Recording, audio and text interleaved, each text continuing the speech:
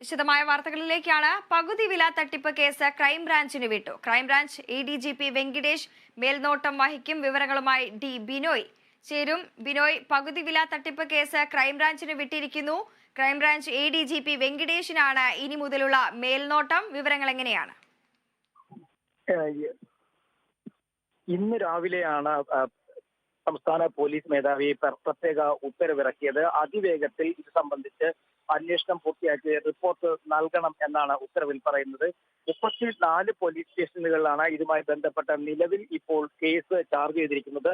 തട്ടിപ്പിന്റെ വ്യാപ്തി ഏകദേശം 1000 കോടിയിലധികം കടന്ന സാഹചര്യത്തിലാണ് ക്രൈംബ്രാഞ്ചിന് കേസ് കൈമാറിയിരിക്കുന്നത്.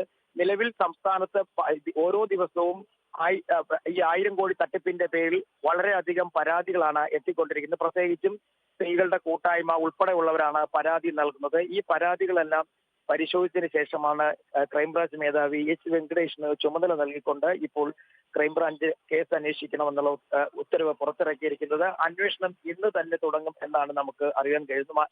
സമാന്തരമായി ഒപ്പം തന്നെ പോലീസിന്റെ അന്വേഷണവും തുടരും. ആ രണ്ട് അന്വേഷണങ്ങളും ഒരുപോലെ തന്നെ തുടരും എന്നും വ്യക്തമാക്കുന്നുണ്ട്. നിലവിൽ അനന്തരാജ് ഇപ്പോൾ പോലീസിന്റെ കസ്റ്റഡിയിലാണുള്ളത്. അയാളെ വിവിധ സ്ഥലങ്ങളിൽ എത്തിച്ച് ചോദ്യം ചെയ്യുന്ന നടപടികൾ പൂർത്തിയായി വരുന്നു. ഒപ്പം ഇതിന്റെ തട്ടിപ്പിന്റെ വ്യാപ്തിയിൽ ഇത്രയധികം വലുതായതിനാലും ഒപ്പം കുറെ VIP കൂടി ഉൾപ്പെട്ടിരിക്കുന്ന സാഹചര്യം കൂടി കണക്കിലെടുത്തുകൊണ്ടാണ് കേസിൽ കൃത്യമായൊരു അന്വേഷണം വേണമെന്ന് കണക്കിലെടുത്തുകൊണ്ട് ഇപ്പോൾ ക്രൈംബ്രാഞ്ചിനെ കേസുമായി കൈമാറിയിരിക്കുന്ന വിവരം പുറത്തു വന്നിരിക്കുന്ന കൂടുതൽ വിവരങ്ങൾ ലഭ്യമാകില്ല.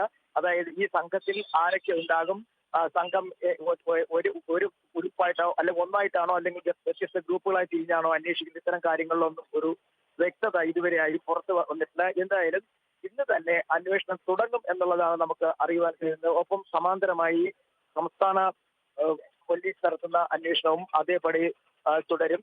നിലവിൽ ഇതിന്റെ ഉത്തരവിന്റെ പകർപ്പ് അല്പസമയത്തിനുള്ളിൽ തന്നെ ലഭ്യമാകാൻ സാധ്യത. എന്തായാലും കേരളം കണ്ട ഏറ്റവും വലിയ തട്ടിപ്പായിട്ടാണ് ഇതിനെ കണക്കാക്കുന്നത്. മാത്രവുമല്ല, അനന്തു വാങ്ങിക്കൂട്ടിയ ഭൂമികൾ, മറ്റ് ബിനാമികളുടെ പേരിൽ സമ്പാദിച്ചിരിക്കുന്ന പൈസകൾ, ബാങ്ക് അക്കൗണ്ടുകൾ എന്നിവയെല്ലാം തന്നെ പരിശോധിക്കുന്നുണ്ട്. ഇതിൽ നിന്നും വളരെയധികം വലിയ തട്ടിപ്പാണ് നടന്നിട്ടുള്ളതെന്നാണ് കേസ് അന്വേഷിക്കുന്ന പോലീസ് സംഘത്തിന് മനസ്സിലായിരിക്കുന്നത്. ഇതുകൂടി കണക്കിലെടുത്താണ് ഇപ്പോൾ അന്വേഷണം ക്രൈംബ്രാഞ്ചിനെ കൈമാറിയിരിക്കുന്നത്. ഇന്നലെ തന്നെ ക്രൈംബ്രാഞ്ചിന് അന്വേഷണം കൈമാറുമെന്ന് മുഖ്യമന്ത്രിയുടെ ഓഫീസിൽ നിന്നും വിവരമുണ്ടായിരുന്നു. ഇന്ന് രാവിലെ എന്തായാലും DGP ഒരു പ്രത്യേക ഉത്തരവ് പുറപ്പെടുവിച്ചിരിക്കുകയാണ്. അന്വേഷണം ഇന്ന് തന്നെ തുടങ്ങാനാണ് സാധ്യത. ബിനോയ്, ഒപ്പം തന്നെ വലിയ രീതിയിലുള്ള ഒരു തട്ടിപ്പ് തന്നെയാണ് നടന്നിരിക്കുന്നത്. സംസ്ഥാനത്തിന്റെ ഉടനീളം വ്യാപകമായി പരാതികൾ വരുന്നു എന്നതും ശ്രദ്ധേയമാണ്. തീർച്ചയായും അങ്ങനെ തന്നെ പറയാം. നിലവിൽ സംസ്ഥാനത്തെ 34 പോലീസ് സ്റ്റേഷനുകളിലാണ് ഇതുമായി ബന്ധപ്പെട്ട് കേരള പോലീസിന് പരാതികൾ ലഭിച്ചിട്ടുള്ളതും കേസുകൾ ചാർജ് ചെയ്തിട്ടുള്ളതും.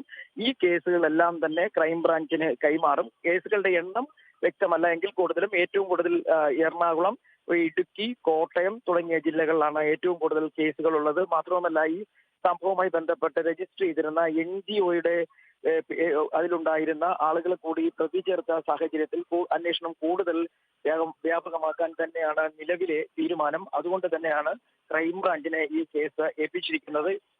വെങ്കിടേഷ് തന്നെയായിരിക്കും ഇതിന്റെ മേൽനോട്ടവും. വൃന്ദ. ശരി ബിനോയ്.